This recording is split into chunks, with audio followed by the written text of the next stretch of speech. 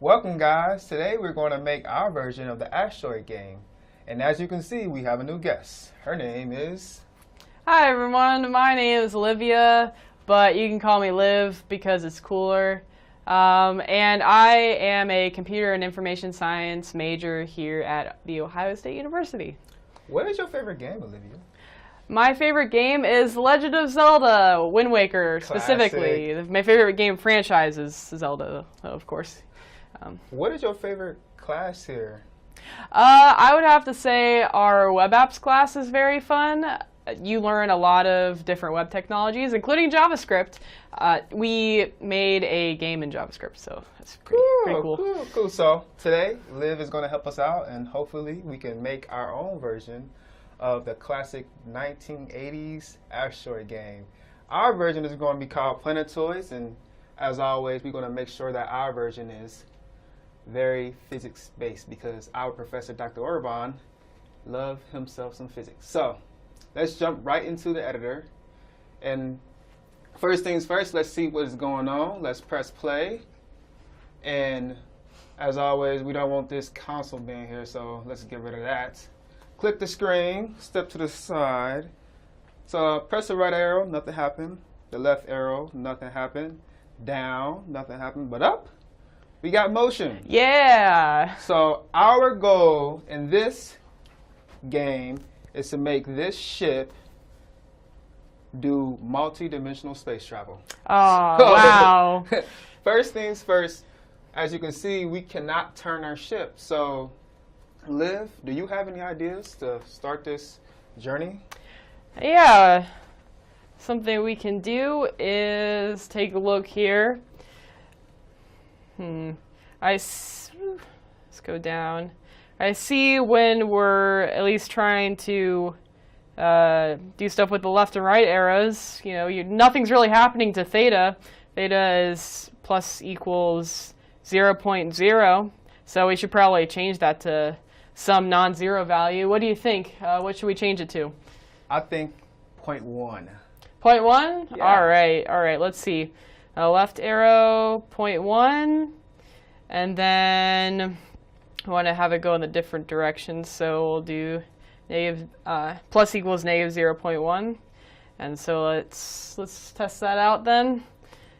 So we'll do that, and then you'll see here that, it's starting to move around a little bit. See here when we're shifting left and right, going right, I'm pressing and holding down the right arrow key, and now going left, pressing and holding down the right arrow key. But I still see a problem here. Like, no matter what, left and right, it's still just moving in the X direction. Right. So let's see. Okay, so we have motion. We have the ship turning different directions, but we do not have the ship going up or down. So we want to be able to move in order to avoid the planetoids that we will have in the game later on. So let me jump over there. Oh yeah, of course. Let me start hacking away and seeing what we can do to have the ship move in the vertical direction. So let's look at the different sections of the code, and similar to what we did in Move the Blob and Accelerate the Blob, we always work in the update location area, in this area right here. So we have a value for X. It's been incremented, the plus equal as we talked before. So let's do the same thing for Y. So let's start off with Y plus equal Vy times dt. And just because I am a nerd and clean freak, we will tab it in to make it look all symmetrical. So yeah, got to keep that indentation level the same, man. Absolutely. So let's play it.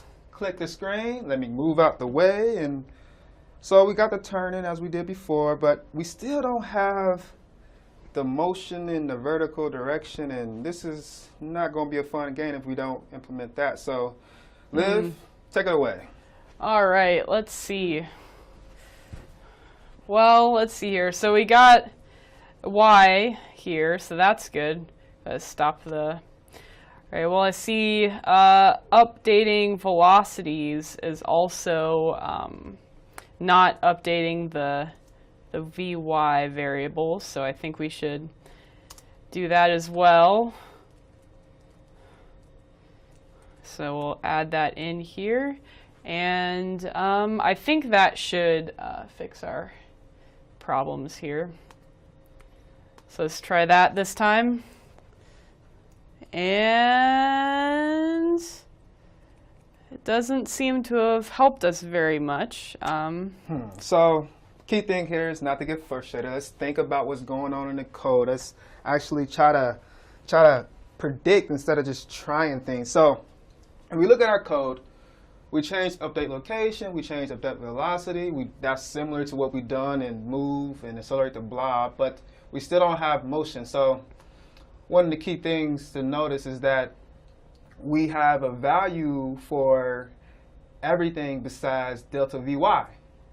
Okay, so let's see, we don't have a value for delta Vx either. We have a 0. We keep scrolling down. Let's just try to figure out why it's just not working. So we scroll down to this particular section right here.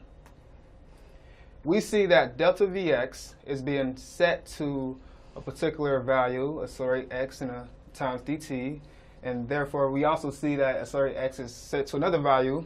So we want the same thing for delta Vy. So let's just try to mimic the same thing for in the x direction. Let's mimic the same thing for the y direction, okay? So let me quickly type in the exact same thing, however, making sure that this is for the y direction. And let's quickly do this. So all we're trying to do is trying to make this ship move in a vertical direction. And we tried what we usually do and what we did in accelerate and to move the blob, but it didn't work. So this particular section of the code is not as familiar with us. So let's see if just copying the same thing, let's see if this will work. Okay, and let me save this. And, I forgot you need to capitalize the V there between the A and the Y. Excel VY there. Oh, and yeah, that is there you why go. You're here, right? Because the delta, right there. That is why you're here. I mean, honestly, something told me like I need a guest. I need someone to help bring this video to the next level. And I'll say, Liv is the person. So let's save it. Let's play it. Let me move out the way. Click the screen, and let's start the motion. Ta-da! Oh, there so we we go. got motion. Okay. But it's not really. It seemed awkward to me. Yeah. It seemed weird. Do you have any ideas why that may happen? Why this ship is doing weird things? Yeah, you know what? I think it might be because we have right here we're using, or let me stop this. I think it's because we're using cosine for both acceleration in the x and y direction. Now I'm not like a physics, trigonometry, Yeah. I'm none of those things, but it doesn't really look right to me here. Yeah, so let's jump to the light board and let's figure out what is going on. So let me get your attention and let's talk about what's going on. So